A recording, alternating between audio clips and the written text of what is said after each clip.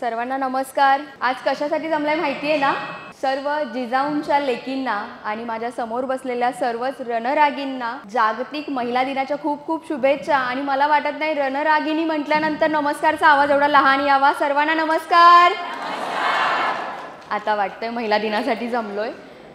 सगळ्यात आधी मी खरंच दादा थँक्यू म्हणेल, माझा कार्यक्रम इथे आयोजित केला। आता जी ओटी भरलीत म्हणजे खरंच माहेरात आल्याचं फीलिंग झालं। आणि महत्त्वाची गोष्ट म्हणजे महिला दिनाचं सगळ्यात मोठं सरप्राईज, दादर माझं माहेर आहे पण मला येता येत नाही कधी, म्हणजे येणंच होत नाही फारसं। आणि हा कार्यक्रम आयोजित केला, खरंच मला आतून एवढा आनंद होता आहे की माझी आई मला फोन करते, एकतर मी फोन रिसीव्ह करत नाही किंवा मग ती भीतीपोटी करत नाही की ही कुठेतरी कार्यक्रमात असते, कधी पेशंटमध्ये असते, कारणं असतात माझी भरपूर, अशी कुठल्याच मुलीची असू नयेत पण ह्याला ऑप्शन नाही आहे। आणि बऱ्याचदा मला ती एकदा जेव्हा मी कॉल रिसीव्ह करते तेव्हा मला असं सांगते, मी तुझ्या कॉल सेंटरला फोन करणार होते आणि तुमच्या माईंची मला अपॉइंटमेंट मिळेल का, मी तिची आई बोलते असं मला एकदा बोलते। डोळ्यात अश्रू येतं पण ह्याला ऑप्शन नसतो। आणि या कार्यक्रमाच्या निमित्ताने मला माझ्या आईकडे, म्हणजे मी आज आपल्या रूमवरती पण नाही आली कारण मला माझ्या आईकडे येता आलं। आणि इथे आल्यानंतर जी ओटी भरलीत खरंच खूप छान वाटलं। म्हणजे मी तुम्हाला शिदोरी द्यायला आले महिला दिनाची, पण सगळ्यात मोठं सरप्राईज हे आज माझ्यासाठी होतं। त्यामुळे खरंच सगळ्यांचे मनापासून धन्यवाद, मनापासून धन्यवाद।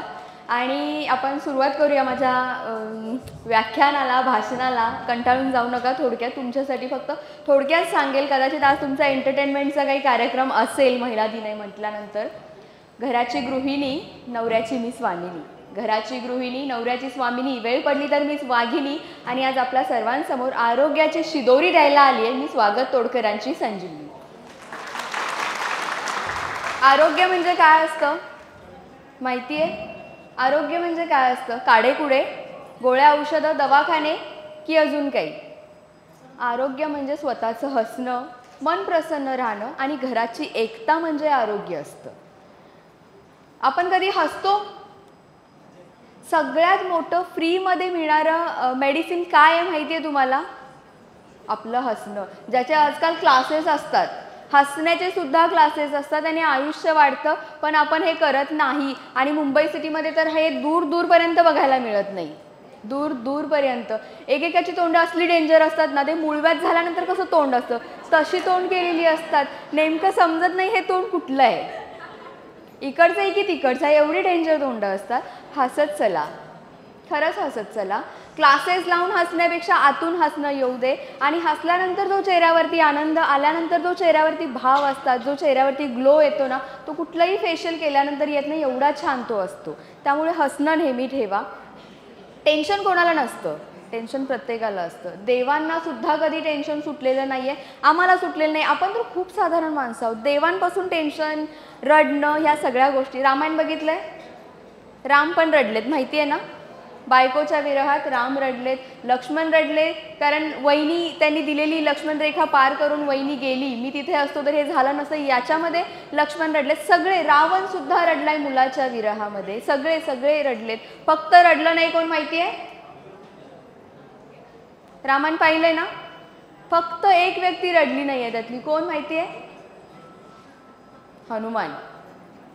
जे सांगितलं ते सगळं केलं, रामासाठी केलं, लक्ष्मणासाठी। लक्ष्मणासाठी तरी संजीवनी बुटीसाठी अख्खा डोंगर उचलून आणला। ते आणि चुकून वैद्य म्हटला कवळी पानं नको होती, असलीच पाहिजे होती, तसलीच पाहिजे होती, एवढ्यासाठी अख्खा डोंगर आणला, जे पाहिजे ते घे याच्यासाठी। त्याने कुठली कारणं काढली नाही, टेन्शन आलं नाही, फक्त हनुमान रडले नाहीत, बाकीचे सगळे रडलेत। आणि आपलं काय आहे? टेन्शन सगळ्यांना असतं, पण त्या टेन्शनमधून आपण आपला हरवून जायचं सगळं की ते तारून न्यायचं असतं हे आपण ठरवायचं असतं। त्यामुळे हे सगळं सोडा, सगळे विचार सोडा। आणि सगळ्यात महत्त्वाचं म्हणजे आजार हे आपल्याला काही नसतात। आजार म्हणजे काय माहिती आहे? डोक्यातले किडे आहेत फक्त आजार म्हणजे। जे डोक्यात किडे असतात ना, फक्त साधे सर्दी खोकला झाला तरी माणसं नाटक करतात, म्हणजे ते आजाराला कवटाळून घेण्याची जी आपली सवय असते ना, ते म्हणजे सगळ्यात मोठं। ते सगळं बंद करा बरं काय, खरंच बंद करा। आमच्याकडे मध्यंतरी एक पेशंट आलं होतं, म्हणजे नवरा बायको दोघं होते। पेशंट नवरा होता पण सोबत बायको असते, जशी आपण आपल्या नवऱ्यासोबत जातो तसं नवरा बायको दोघं आले होते। आणि साहेबांना सांगितलं यांच्या किडनीमध्ये एवढा मोठा खडा होता। साहेब म्हटले एवढा मोठा खडा? तर बायकोसोबत तुंतुनं वाजवायला होती. होय होय साहेब, पिशवीतनं घालून आणला होता. एवढा मोठा खडा होता किडनीमध्ये. मला सांगा, त्याच्या किडनीला हत्तीरोग झाला असेल की हत्तीची किडनी बसवली असेल, एवढा मोठा खडा असेल का हो किडनीमध्ये कधी? त्यामुळे आजाराला कवटाळून घ्यायचं बंद करा, स्वतःच्या आजाराला कवटाळून घ्यायचं बंद करा. आणि जे बिस्किट पुढे घेऊन येतात ना बघायला, जरा कुठे आजारपण आलं की बिस्किट पुढे घेऊन येतात, त्यांना पहिला घराच्या बाहेर काढायचं, त्यांच्यावर फुली मारायची. फक्त साधा खोकला झालेला असतो किंवा फक्त घसा दुखत असतो, फक्त जरा झोपलो असेल तेव्हा 10 रुपयापेक्षा जास्त काही आणत नाही. 10 रुपयाचा बिस्किट पुडा आणतात आणि एवढं मोठं टेन्शन देऊन जातात. बघा मी आमच्या अमुक अमुकीला असं असं झालं, कॅन्सरची गाठ होती, ती बाई ती गेल्यानंतर तपासून तिथे आणि काहीतरी नसलेलं दुखणं उठवून घेतो आपण. त्यामुळे बिस्किट पुढे घेऊन बघायला येणाऱ्यांवर आजपासून फुली मारायची. काही होत नाही आपल्याला, काहीही होत नाही. सगळ्यात आत्मविश्वास महत्त्वाचा असतो. बरेच घरगुती उपाय असतात. आमचं तोडकर संजीवनीचं कुठलंही तुम्ही चॅनल खोला, कोणतंही खोला, यूट्यूबला टाका, इन्स्टाला टाका, फेसबुकला टाका, गुगलवर टाका, रात्री अपरात्री कधीही खोला, कुठला जरी उपाय हवा असेल सगळे उपाय तुम्हाला मिळतील. आता मगाशी दादांनी सांगितलं की त्यांना रिझल्ट आलाय, म्हणजे हे काही सांगोवांगी नाही आणि मला माहितीही नव्हतं की असं काही ते सांगतील. त्यांनी स्वतः त्यांचा रिझल्ट सांगितलाय. खूप छान रिझल्ट येतात. निसर्ग आपल्याला फ्री ऑफकॉस्ट सगळं देत असतो, पण आम्हाला काय असतं, सस्ती चीजों का शौक हम रखते नाही, अशी आमची मेंटॅलिटी झाली. एवढं सगळं फ्रीमध्ये मिळत असतं पण ते आपल्याला घ्यायचं नसतं. खूप असतात. साधं जर डोकं दुखत असेल, तुम्हाला माहिती आहे डोकं दुखताना काय छोटा साधा उपाय काय असेल, घरात काय आपल्याला वापरता येत असेल? गोळींची नावं विचारू? काय काय खाता डोकं दुखल्यावर? बायकांना खूप असतात, पर्समध्ये सुद्धा गोळ्या असतात. डोकं दुखत असेल, साधंच चिमूटभर मीठ घ्यायचं आहे, घरात मीठ आहे आपल्या सगळ्यांच्या, जिभेवर ठेवायचं आहे, 30 सेकंड डोळे मिटून शांत बसायचं आणि साधं पाणी 1 ग्लास त्याच्यावरून प्यायचं आहे. ज्या सेकंदाला पाण्याचा ग्लास खाली ठेवाल त्या सेकंदाला डोकं दुखायचं थांबतं. एवढा सोपा उपाय असतो, फक्त करायला हवा. अपचन होत असेल, पित्ताचा त्रास आहे, अपचन होत आहे, तर बऱ्याच, आता मी गोळ्यांची नावं घेणार नाही तुम्हाला, माझा कॅमेरा चालू आहे पुढे, बऱ्याच असतात. तर या सगळ्यापेक्षा साधं आलं घरामध्ये आहे, आल्याचा एक तुकडा खिसायचा आहे, त्याच्यामध्ये लिंबू पिळायचं आहे आणि मीठ टाकायचं आहे. त्याचं जसं आपण लोणचं खातो तसं त्याचं चाटण खायचं. तुम्ही कधीही आजपासून करून बघा, कारण बऱ्याचदा आपल्याला अपचनाचा त्रास होतो. फक्त आलं खिसायचं आहे, लिंबू पिळायचं आहे आणि त्याच्यामध्ये चवीसाठी थोडंसं मीठ घालायचं आणि ते चाटण करून खायचं आहे. अगदी सगळं व्यवस्थित, कोटाही व्यवस्थित साफ व्हायला चालू होतो. खूप साधे छोटे छोटे उपाय असतात. आज महिला दिनानिमित्त सगळे नटून थटून छान आले. मी विचार केला आज आईकडे आले तर थोडंसं छानसं यावं, म्हणजे तुमच्या एवढी नाही पण थोडंसं छानसं साडी नेसून आणि हे यावं म्हणून आज मी पण तयार होऊन आले. पण या सगळ्या अलंकाराचं महत्त्व आपल्याला माहिती आहे. आम्ही घालतो छान दिसायला, नटायला, थटायला, एवढ्यासाठी. खूप असतं. पूर्वीच्या काळी मधून भांग पाडायचे माहिती आहे तुम्हाला? भांग फक्त मधून असायचा. आज आमचा भांग इकडून तिकडून मोठमोठे पफ बरंच काही झालं आहे, पण मधून भांग पाडण्याचं कारण हे होतं, जे महिलांच्या डोक्यामध्ये मनामध्ये विचार येतात. कारण सगळ्यात जास्त डोकं आपण जेव्हा शांत बसतो, तुम्हाला कधी आठवतंय की मी आज शांत बसले आणि फक्त वेळ माझ्यासाठी काढला आहे? कधी आठवतं? शांत जरी बसलो तरी 100 विचार डोक्यामध्ये असतात. 100हूनही जास्त असतात. विचार म्हणजे काय की जे चुकीचे विचार येतात ते चुकीचे विचार येत नाहीत. आज आमची महिला जरा नवऱ्याची भांडण झालं, बॅग भरते आणि लगेच माहेरी निघून जाते, हे विचार येत नाहीत. पूर्वी काय होतं, नवरा मेला तरी चुकून कोणी वाकडी नजर टाकू नये यासाठी ती सती जायची. आज हे सगळं उलट झालंय. तर जे काही विचार असतात ते येऊ नयेत म्हणून भांग मधून असायचा. पूर्वी कुंकू लावलं जायचं माहिती आहे ना? कुंकू आज नाही लावू शकत आपण, आणि आपल्या या सिटीमध्ये तर कुंकू लावून कोणीच जाऊ शकत नाही बाहेर. पण जिथे कुंकू लावतात त्या ठिकाणी फक्त करंगळीच्या बाजूचं जे बोट आहे, कुंकू जसं लावतात माहिती आहे ना कुंकू लावण्याची पद्धत, फक्त 30 सेकंड सकाळी तिथे मसाज करायचा आहे. कुंकू टिकलीच्या ठिकाणी फक्त कुंकू लावल्यासारखं मसाज करा फक्त 30 सेकंड, डोकं दुखायचं थांबतं. हे पॉईंट्स असतात सगळे. इथे गोंधन काढतात, मी काढलंय तुम्ही बघा. पूर्वी सगळे सरास काढायचे, इथे काढायचे, इथे काढायचे, इथे काढायचे, सगळीकडे गोंधन असायचे. हे काही पॉईंट्स होते जे त्यांना माहीत होते, आपल्याला माहीत नाही. म्हणजे आपण ते सगळं हरवत गेलो. त्याने डोळ्याचे त्रास कुठले होत नाहीत, काचबिंदू, मोतीबिंदू किंवा नजर कमी येणे कुठलेही त्रास होत नाहीत. आजीबाई कधी चष्मा घातलेली बघितले का? 100 वर्ष जगायचे पण छान ठणठणीत असायचे. त्याच्यामुळे होतात हे पॉईंट्स असतात सगळे. इथे लावतात त्याने सुद्धा सेम आहे टिकलीचं, इथलं गोंधन सुद्धा तेच काम करतं. इथे जे असतं त्याने पोटातले कुठल्याही तक्रारी होत नाहीत, म्हणजे कोठा साफ होतो. जरी कधी त्रास असेल फक्त अंगठ्याने या ठिकाणी मसाज करत राहिलं तरी सुद्धा कोठा साफ होतो. बरेचसे असतात. मंगळसूत्र पहिला घालायचे माहिती ना, छोट्या वाट्या इथं टेकलेल्या असायच्या पूर्वी, त्याचं कारण आज आज सगळं बदललं आहे, पण इथं टेकलेलं असायचं. त्याने काय होतं, आज महिलांना, बऱ्याचशा महिलांना थायरॉईडचा त्रास होतो.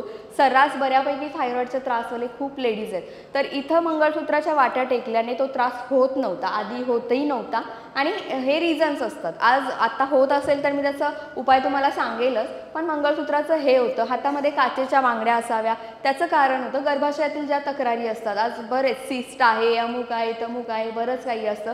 तर गर्भाशयातील कुठल्याही तक्रारी जाणवत नव्हत्या. बोटामध्ये जोडवी असतात, तर त्याच्यामध्ये काय होतं की पिरियड्स येऊन गेले, म्हणजे पिरियड्सच्या नंतर महिलांचे हार्मोन्स इनबॅलन्स होतात, महिलांचे चंचल होतात, बरेच जे काही प्रॉब्लेम्स चालू होतात तर ते कंट्रोलमध्ये राहतात. हार्मोन्स इनबॅलन्स होतात ते कंट्रोलमध्ये राहतात. आणि पायात जे पैंजण असतं, चांदीचं पैंजण असतं, तर त्याने उष्णता, जी अंगामध्ये दाह होतो, उष्णता होते, ती उष्णता कमी होते, कंट्रोलमध्ये येते.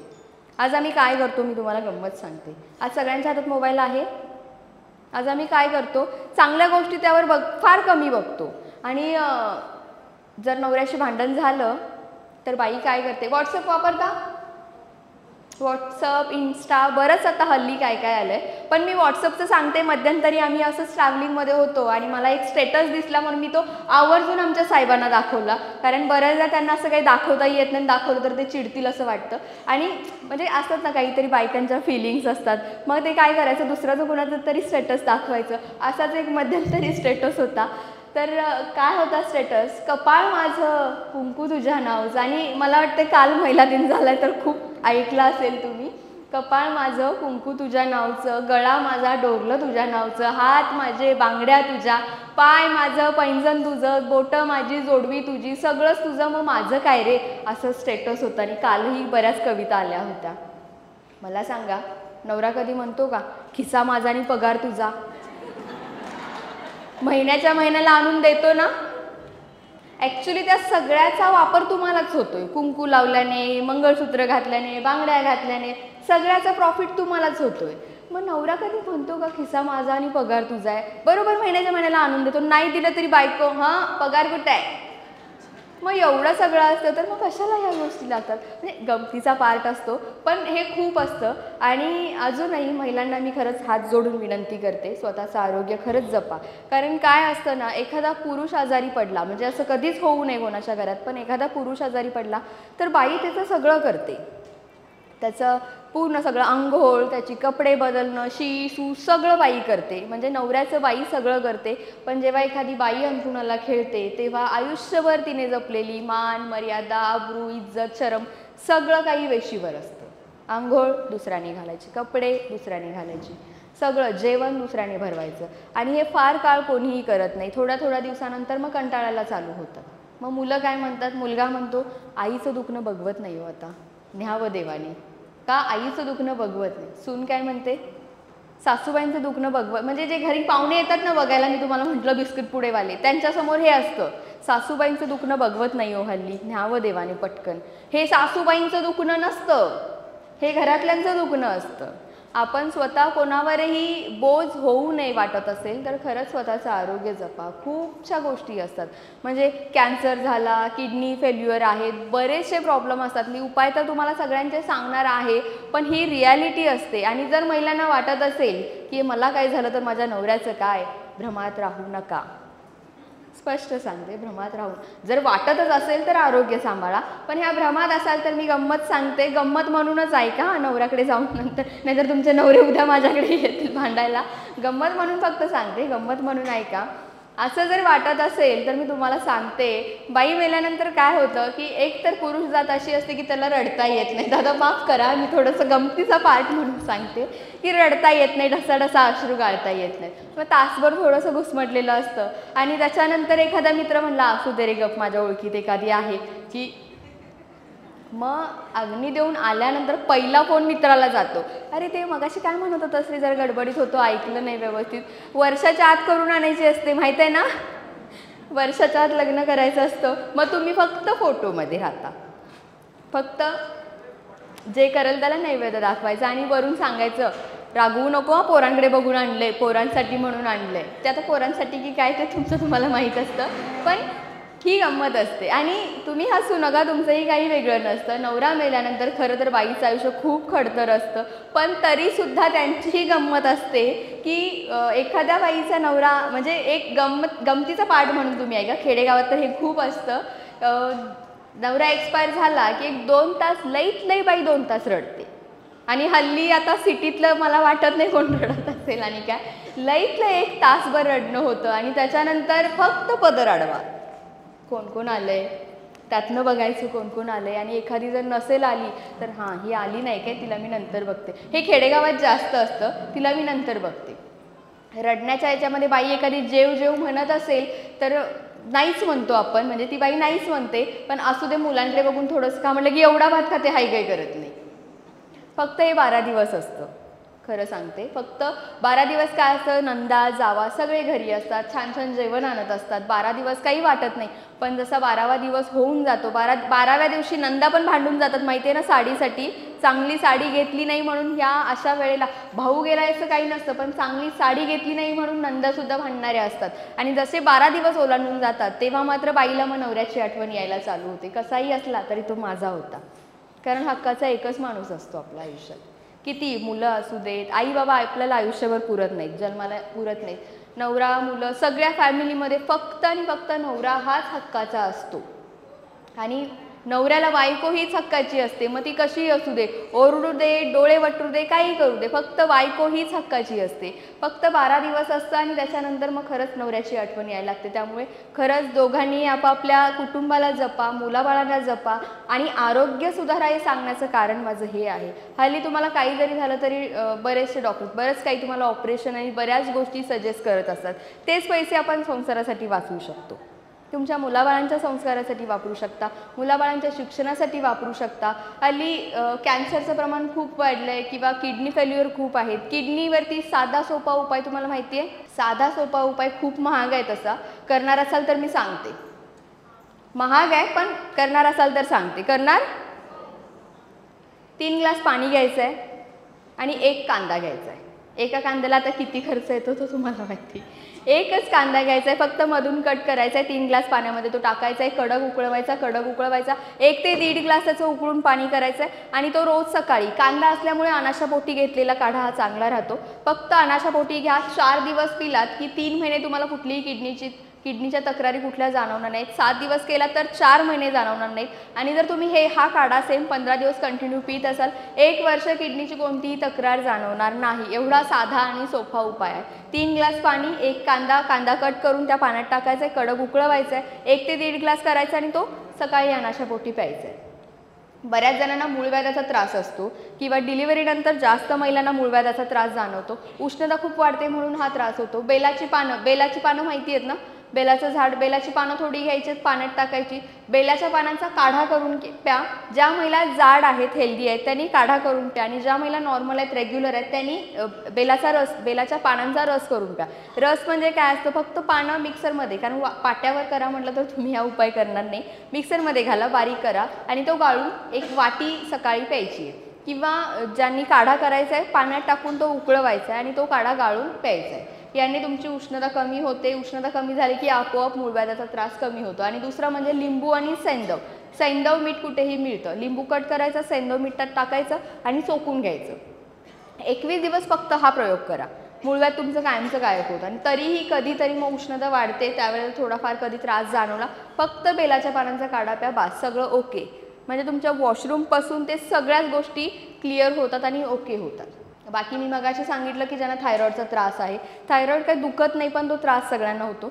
थायरॉइडचा त्रास असेल तर नारळाच्या मुळ्या ज्या असतात, नारळाला खाली मुळ्या असतात, एक छोट्या 4 मुळ्या काढायच्या, छोट्या, एकदम छोट्या पाण्यात टाकायच्या. 1-1.5 ग्लास पाण्यात टाकला तरी चालेल किंवा अर्धा तांब्या पाण्यात टाका, तो कडक उकळवा, 1 ग्लास करा आणि त्याच्या गुळण्या करायच्यात, गडगड करून गुळण्या, प्यायचं नाही, फक्त गुळण्या करायच्या. 21 दिवस फक्त हे करा, तुमचं थायरॉइड गायब. फक्त करा. काही जरी प्रॉब्लेम असेल, मी नंबर सांगते नंतर, नंबर नोट डाऊन करा. काही जरी असेल, संध्याकाळी 8 पर्यंत कॉल सेंटर चालू असतं. कुठलाही उपाय समजला नसेल किंवा मी आता सगळं सांगेल हे सगळंच लक्षात राहणार नाही आहे, किंवा मराठी वैद्य चॅनलवरती किंवा कुठेही तुम्ही साहेबांचं नाव टाका, स्वागत तोडकर टाका, संजीवनी तोडकर टाका, ते उपाय तुम्हाला मिळतील. म्हणजे स्पष्टीकरण जरी हवं असेल तरी नंबरवर कॉल करा आणि ते घ्या व्यवस्थित. अगदी खूप छोटे उपाय आहेत. हल्ली कॅन्सरचं प्रमाण खूप वाढतंय. कॅन्सर महिलांमध्ये तर त्याचं प्रमाण सगळ्यात जास्त वाढायला लागलं आहे. कॅन्सर होऊ नये वाटत असेल, कॅन्सरपासून स्वतःला लांब ठेवायचं असेल, साधी हळद माहिती आहे ना प्रत्येकाला, हळद वापरतो आपण जेवणामध्ये, पण नॅचरल असेल तर सगळ्यात उत्तम. नॅचरल हळद फक्त घ्यायची, त्याच्यात एक थेंब पाणी सोडायचं आणि छोटीशी हरभऱ्याच्या डाळी एवढा छोटासा त्याचा गोळा करायचा, एकदम छोटे छोटे गोळे, तो एक घेऊन त्याच्यावर कोमट पाण्यासोबत प्यायचा आहे. रोज एक फक्त घ्या. कॅन्सरपासून तुम्ही लांब राहता. आणि झाला असेलच तर फक्त एक कॉल करा, त्याच्यावरती आपण त्या बऱ्याच प्रोसेस असतात, ट्रीटमेंट असतात. काही गोष्टींच्या ट्रीटमेंट ह्या घ्यावाच लागतात. त्यालासुद्धा 5 पानांचा काढा आहे. तो आता तुम्हाला सगळं इथे मिळेल नाही मिळेल हे पण प्रॉब्लेम असतात, पण त्याच्यावरती सुद्धा उपाय आहेत, बरेचसे प्रॉब्लेम. अजून दुसरा म्हटलं तर महिलांना पिरियड्सचे प्रॉब्लेम हल्ली खूप असतात आणि पिरियड्स वेळेवर न येणे किंवा रक्ताच्या गाठी जाणे, स्मेल येणे किंवा बरेचसे सिस्ट वगैरे बरेच PCODचा त्रास, बरेचसे पिरियड्सचे महिलांना प्रॉब्लेम्स असतात, त्रास असतात. असं कुठलीच आता हल्लीच्या काळात एवढं सगळं बदललं ना, असं कोणीच नाही आहे की ज्यांना पिरियड्स रेग्युलर येतात किंवा व्यवस्थित येतात. कारण हल्ली शाळेतल्या मुलींपासून हे प्रॉब्लेम्स आहेत. तर हे अतिउष्णतेमुळे हे होत असतं. एक तर अगदीच बॉडीत उष्णता नसणे किंवा उष्णता खूप असणे, ह्या दोन्हीमुळे हे प्रॉब्लेम्स होत असतात. बाकीचं काहीच त्याच्यामध्ये प्रॉब्लेम म्हणजे चेकअप करा, बाकी बरेच काही सजेशन असतात. तर ह्या कुठल्याची कशाची गरज नसते. तुम्हाला असा जरी कुठला त्रास असेल तर फक्त पिंपळाच्या पानांचा काढा करून प्यायचा आहे. जसं मी बेलाचं सांगितलं, पिंपळाच्या पानांचा काढा करून प्या, 21 दिवस प्या, हे सगळे प्रॉब्लेम दूर होतात. फक्त खूप आधीपासून असेल तर थोडासा त्याला वेळ द्यावा लागेल, म्हणजे सगळ्या गोष्टी क्लिअर व्हायला. पिंपळाच्या पानांचा काढा करून प्यायला चालू करा, त्या सगळ्यातून तुम्ही बाहेर पडता. हल्ली काय होतं ना, हे सगळं जे चक्र आहेत ही सगळी आपण बिघडवलेत. हल्ली आमच्या मुली काय करतात, वयाच्या 25पर्यंत शिक्षण घेतात, कारण त्यांना बरंच काही करायचं असतं. वयाच्या 25पर्यंत शिक्षण घेतात. शिक्षण घेतल्यानंतर जॉब सर्चमध्ये 2 वर्ष घालवतात, कारण शिक्षण घेतलं त्याचा फायदा तर व्हायला पाहिजे ना. मग 2 वर्ष जॉबमध्ये आणि जॉब सर्चमध्ये घालवतात. म्हणजे त्या येतात 27-28ला येतात आणि तेव्हा लग्न करतात. लग्न केल्यानंतर थोडा एन्जॉय पाहिजे, संसार म्हणजे नवरा बायकोंना थोडंसं फिरायला पाहिजे, याच्यामध्ये 1-2-3 वर्ष घालवतात. मग 30ला येतात आणि 30ला आल्यानंतर मुलासाठी प्रयत्न करतात. जेव्हा राहिलेलं असतं तेव्हा गोळ्या खातात ड्रॉपसाठी आणि मग राहत नाही तेव्हा गोळ्या खातात राहण्यासाठी.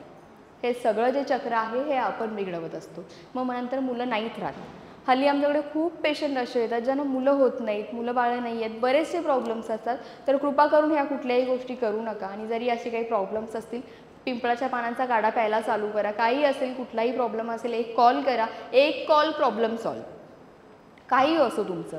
अगदी बरेचसे बॅक पेन आहे, पाठीच्या तक्रारी आहेत, बरंच काही गादी सरकली आहे, चकती सरकली आहे, बरंच गुडघा बदलायचा आहे, हे हल्ली त्रास खूप वाढलेत, वजनं खूप वाढलेत मेन म्हणजे आमच्या महिलांची, आणि हे प्रॉब्लेम खूप वाढलेत. 10-10 वर्षाचं दुखणं आम्ही 10 मिनिटात गायब करतो.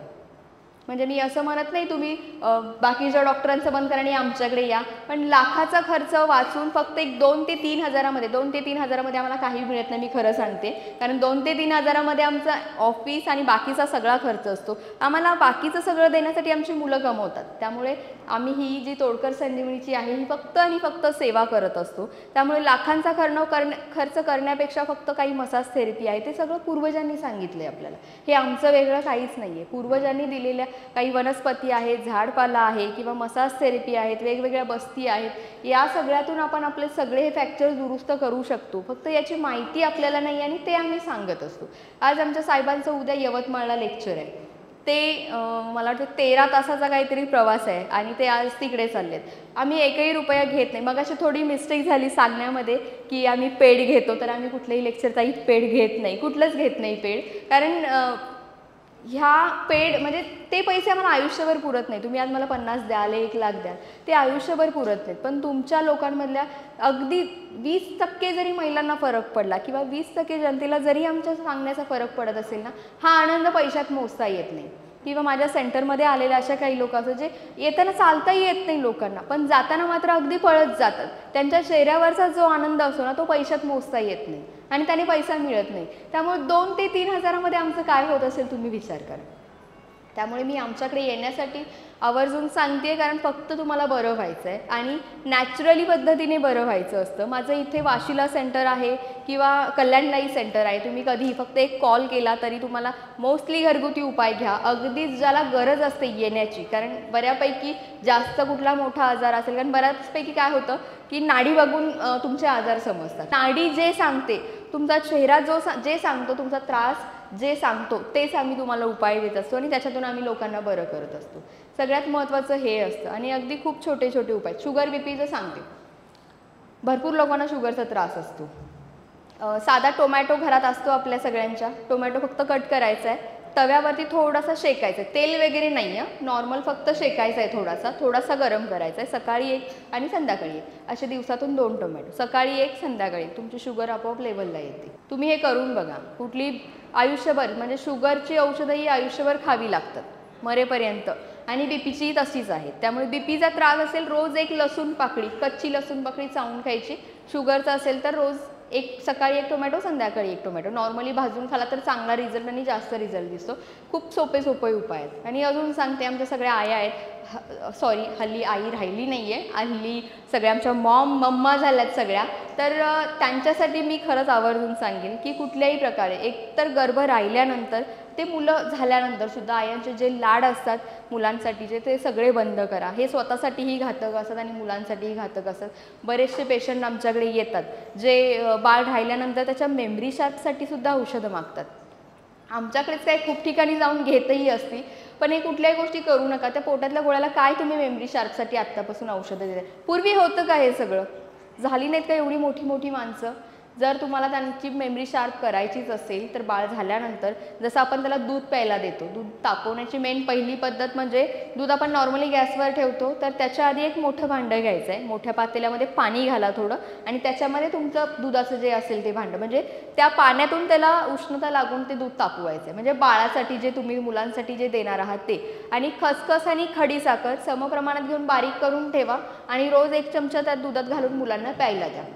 आणि एक पिकलेला पेरू खायला जाताना. त्यांची म्हणजे अभ्यासात लक्ष नाही, अभ्यास करतो पण लक्षात राहत नाही, ह्या ज्या बऱ्याच तक्रारी असतात, तर याच्यासाठी हे छोटे उपाय आहेत, हे करा. बऱ्याचदा काय होतं, हल्ली सीझर हे एक फॅड झालं आहे आणि नॉर्मल डिलिव्हरी हे आपण हरवून गेलो आहे. मी मगाशी तुम्हाला सगळे दागिने सांगितले.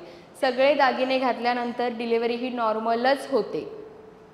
तुम्ही करून पहा. आता तुम्ही आयुष्यभर कायम 24 तास किंवा नेहमीच दागिने नाही घालू शकत, किंवा मी घाला असंही म्हणणार नाही. एखादा उपाय जास्त हवी पण होऊ नये, पण आठवड्यातले 4 दिवस या गोष्टी करा. 4 दिवस साडी नेसू शकतो, 4 दिवस बांगड्या घालू शकतो, किंवा गोव्याला गेल्यानंतर साडी नेसा असं मी नक्कीच तुम्हाला सांगणार नाही. त्यामुळे आठवड्यातले 4 दिवस हे तुमचं जे काही अलंकार आहेत पारंपरिक आहे. आणि महत्त्वाचं म्हणजे जरी या दिवसामध्ये जास्त जमलं नसेल, डिलिव्हरी प्रेग्नेन्सी राहिल्यानंतर ते डिलिव्हरी होईपर्यंत सगळे दागिने घाला, बांगड्या घाला, तुमचा केसातला भांग तसा हवा, मंगळसूत्र इथे पाहिजे, जोडवी पाहिजे, पायात पैंजण पाहिजे. कोणी तुम्हाला खुळं म्हणू दे, काही म्हणू दे, काही फरक पडत नाही, पण तुमची डिलिव्हरी मात्र नॉर्मलच होते. आणि एक्सरसाइज पाहिजे, चालणं पाहिजे, वाकणं पाहिजे. नाहीतर आमच्या इथे काय होतं, आईला कळलं बाळाला माझ्या प्रेग्नेन्सी राहिली की ती खॉटवरून सुद्धा खाली उतरू देत नाही. बऱ्याचदा मुलींना प्रेग्नेन्सी राहिली चेकअप केलं की लगेच बेड रेस्ट सांगतात. हे खूप घातक असतं तुमच्यासाठी. ते कौतुक वाटतं मला बेड रेस्ट सांगितले, पण हे खूप घातक असतं. कारण सीझर झाल्यानंतर ज्या महिलांचे सीझर झालेत मला सांगा, त्यांचे खुबे दुखत नाहीत? मग नंतर आठवतं, अरे हां मी तेव्हा इंजेक्शन घेतलं होतं त्याने मला त्रास होतो. मग का स्वतःचं शरीर अधू करून घेता? डिलिव्हरी नॉर्मल व्हायला काय हरकत आहे? फक्त तुम्हाला ते सहन करायच्या नसतात, बऱ्याचशा कळा सहन करायच्या नसतात. हे सगळ्या गोष्टी म्हणजे पोट वाढलंय म्हणून वाकून झाडू मारता येत नाही. पूर्वी सगळं करत होतं आणि आत्ताही करा. जरी भले तुम्ही सिटीमध्ये राहत असला, मी सुद्धा सिटीत राहिली आहे. मी आता लग्नानंतर मी कोल्हापूरला गेले, तरी मी कोल्हापुरात कमी पण अशी फिरतीवरतीच जास्त असते, पण माझी डिलिव्हरी नॉर्मल आहे. कारण मला माहिती आहेत ह्या सगळ्या गोष्टी. त्यामुळे तुम्ही कुठल्याही गोष्टी कृपा करून ह्या कुठल्याही गोष्टीत लाड करू नका स्वतःचे. आणि मूल झाल्यानंतर मग त्याला साधं खेळायला सुद्धा सोडत नाही आम्ही. छोटीशी अपार्टमेंट असते, आता मुंबईत काही वेगळं नाही आहे, छोटीशी अपार्टमेंट असते, त्या बाळाला छोट्या घसरगुंडीवर खेळायला सोडतो आम्ही, तरीसुद्धा त्याच्यावर बगड्यासारखं लक्ष ठेवत असतो. पडेल, काही होईल, खेळू दे ना त्याला, पडू दे ना त्याला. तो कधी पडणार, खेळणार, मातीत कधी जाणार. जी तुमची आता तुमच्याकडे प्रतिकारशक्ती खूप कमी झालेली असते. मुंबईत सिटीमध्ये खूप हे प्रॉब्लेम जास्त असतात. प्रतिकारक शक्ती जर मोठा तुकडा थोडासा चावायचा खिशात ठेवायचा, थोडा चावायचा म्हणजे तो दिवसभरात थोडा चावून संपवायचा आहे. मात्र तुमचं चालणं फिरणं पाहिजे, व्यायाम पाहिजे. तुमचं पोट खरंच कमी व्हायला चालू होईल. खूप छोटे साधे उपाय आहेत. कारण पहिला काय होतं, आमची आई नऊवारीमध्ये असायची, ते घट्ट बांधलेली नऊवारी असायची, त्यावरून वर आणि केळ असायचं, त्यामुळे पोट सुटायला जागाच नव्हती. हल्ली त्याच्यानंतर आई आमची सहावारी झाल्यावर थोडंसं लूज झालं, त्यामुळे थोडीशी पोटं सुटली. नंतर आई ड्रेसमध्ये आली, मग जीन्समध्ये आली आणि या जीन्समध्ये आल्यानंतर आमच्या आईचं काय काय आणि कुठून कुठून आई सुटली नाही हे सांगू शकत नाही मी आणि तुम्ही मला विचारूही नाही. त्यामुळे हे साधे सोपे छोटे छोटे उपाय करा. भले तुम्ही सकाळी 5ला उठत असाल, 6ला तुम्हाला ऑफिसला जायचं असेल, फक्त 15 मिनटं काढा. फक्त मी सांगितलेला जिरवयाचा काढा, फक्त 15 मिनटं चालायचं आहे, 10 मिनटं चाला, पण फास्ट चालायचं आहे, कोणाला सोबत घेऊन नाही. नाहीतर आहे सोम्या ये ग गोम्या ये ग करून हे आपलं काय करतात, सगळं पॅक करतात आणि मग ती राधिकाची सिरियल, मग ती आणि बऱ्याच कुठल्या सिरियल असतात त्याच्या गप्पा मारत आमच्या बायका चालायला जातात. कशी यांची वजनं कमी व्हायची. त्यामुळे स्वतःच्या शरीराची काळजी घ्या, खरंच स्वतःचं शरीर जपा आणि खूप साधे सोपे छोटे छोटे उपाय असतात. सगळ्यात महत्त्वाचं जाता जाता महत्त्वाचे उपाय सांगते. महिलांना केस प्रिय असतात आणि स्किन प्रिय असते, तर केसांसाठी सांगते शॅम्पू, सोडा, साबण, बरंच काही आम्ही सॅम्पलवरही आमचं टक्कलं करून टाकतो पूर्णपणे. म्हणजे पुरुषांची तर 25च टक्कल होतात, कारण आमची आई पूर्वी चपचपून तेल लावायची आणि हल्लीच्या आया तेल लावत नाहीत, चेहऱ्याला पावडर मेकअप. हल्लीची आमची पहिलीतली राहू देते, नर्सरी KG हे असतं ना, त्या मुलीसुद्धा आईचं बघून लिपस्टिक लावून शाळेला जायला मागतात, हट्ट करतात लिपस्टिक लावण्यासाठी, पण केसाला तेल मात्र कधीच लावत नाही, कारण आमच्या आईने पण लावलं नाही आणि मुलांना पण लावायची ती सवय केली नाही. त्यामुळे 25च्या आधी 20च टकले होतात. मुलं तर होतातच, पण हल्ली मुलींचं पण हे चालू झाले, तर हे होऊ नये वाटत असेल. खूप साधे छोटे छोटे उपाय असतात. साधं असं तुम्ही संत्री खाता ना, मी काय संत्री वापरा पण म्हणत नाही, संत्री तुम्ही स्वतः खा आणि संत्र्याचं साल जे असतं मिक्सरला लावून त्याची बारीक पेस्ट करा. संध्याकाळी हे करायचं आणि झाकून ठेवायचं, एका बाउलमध्ये असेल ते झाकून ठेवा. सकाळी उठल्यानंतर ते केसाला लावा. छान झुपकेदार अगदी फुललेले आणि छानसे सिल्की केस हवे असतील तर ते केसाला लावा. एक 10 ते 15 मिनटं ठेवा आणि त्याच्यानंतर ते धुवून टाका. खूप छान, म्हणजे तुम्हाला कुठला शॅम्पू वापरायची गरज नाही, कंडिशनर वापरायची गरज नाही, एवढे छान केस होतात. जर चेहरा काळवंडलेला असेल किंवा काळापणा आला आहे, डाग आलेत, काही जे काही असेल, साधं केळी खायची आहे आणि केळीची साल खायची. केळी, कारण बऱ्याचदा मी हे सांगितल्यानंतर मला यूट्यूब इन्स्टाला प्रश्न विचारतात, केळीचं साल म्हणजे केळीच्या झाडाची साल का? तर तसं नाही आहे. केळी घ्यायची, केळी आतमधली केळी खाऊन टाका आणि त्याचं जे साल असतं जे आपण टाकून देतो ते साल घ्या, मिक्सरमध्ये घालणं आणि तुरटी थोडीशी असते, तुरटीची पावडर करा किंवा तुरटी थोडीशी, एक चिमटभर तुरटीची पावडर त्यात टाकायचे, लिंबू पिळायचं आणि खायचा सोडा एक चिमटभर, ते पेस्ट करा आणि चेहऱ्याला लावा. 10 मिनटं फक्त ठेवा. कुठलेही फेशियल करायची गरज नाही, कुठलेही ब्लीच करायची गरज नाही, काहीही करू नका. नॅचरली अगदी घरच्या घरी तुम्ही छानसा आणि अगदी 10 मिनटांनी तुम्ही आधीचा फोटो काढून ठेवा, माझं पटत नसेल. तुम्ही करायच्या आधी चेहरा धुतल्यानंतरचा एक फोटो काढा आणि हे केल्यानंतरचा एक फोटो काढा. 10 ते 15 मिनटं फक्त ठेवायचं आहे. खूप छान गोरा गोरा चेहरा होतो, खूप छान. अगदी साधे सोपे छोटे छोटे उपाय, काही अवघड वाटतात याच्यामध्ये? खूप छोटे आहेत, साधे आहेत. तुम्हाला काही जरी वाटलं माझ्या नंबरवर फोन करा. कुठल्याही तक्रारी, महिलांच्या बऱ्याचशा प्रायव्हेट तक्रारी असतात ज्या मी आता उघड सगळ्या सांगू शकत नाही. मी बऱ्याचशा शाळांमध्ये गुड टच बॅड टचचं शिक्षण द्यायला जात असते, कारण आत्ता मी सगळंच तुम्हाला सांगू शकत नाही. किंवा पिरियड्सच्याही बऱ्याचशा तक्रारी असतात. तुम्हाला कुठले जरी प्रॉब्लेम असतील, काही जरी तक्रारी असतील, फक्त एक कॉल करा, तुमचे जे सगळे प्रॉब्लेम्स आहेत ते सॉल्व्ह होतील आणि अगदीच गरज वाटली तर बोलावून घेतील किंवा घरच्या घरी तुम्ही बरे होता.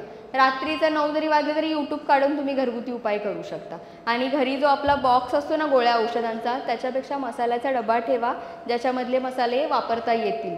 जरी जुलाब लागला असेल, मेथीदाणे असतात, मेथीदाणे 1 चमचा तोंडात टाकायचं आहे, चावायचं नाही, खूप कडू लागतात. फक्त तोंडात टाका आणि कोमट पाणी प्यायचं आहे. जुलाब तुमचं जे काही डिसेंट्री लागली असेल ते तिथेच स्टॉप होते. असे खूप छोटे उपाय तुम्ही खरंच करून बघा.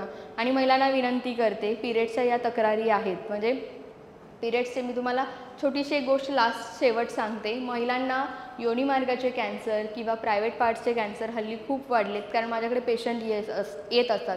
दिवसा आजही मी काल आली आहे तर मला डेली 300-400 माझ्याकडे पेशंट येतात आणि त्याच्यामध्ये जास्त पेशंट हा महिला वर्ग असतो. महिला जास्त असतात आणि हे प्रॉब्लेम सगळ्यात जास्त असतात. कुठल्याही महिलेला कुठलाही प्रॉब्लेम असू दे, फक्त पिरियड्स रेग्युलर येतात का म्हटलं की तिचं उत्तर नाहीच असतं नेहमी, आणि सगळे प्रॉब्लेम हे याच्यामुळे होत असतात.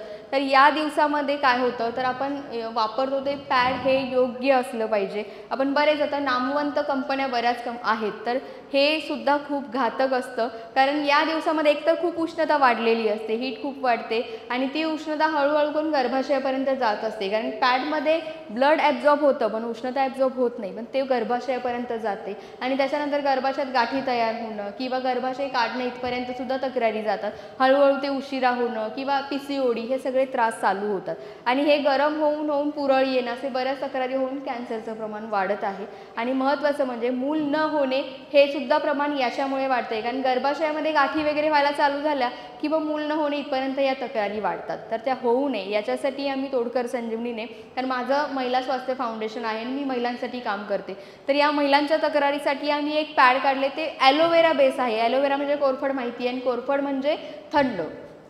तर या दिवसामध्ये महिलेला थंड कसं देता येईल याच्यासाठी आम्ही ते ॲलोवेरा घातलेलं पॅड तयार केले. तुम्ही वापरून पहा, कारण मी इथे काही विकायला आलेले नाही आहे, पण तुमच्या आरोग्यासाठी म्हणजे इन फ्युचर तुम्हालाही आणि तुमच्या मुलींची आत्ता सुरुवात असेल तर त्यांचं आयुष्य पुढे ह्या सगळ्या प्रॉब्लेमपासून वाचावं याच्यासाठी आहे.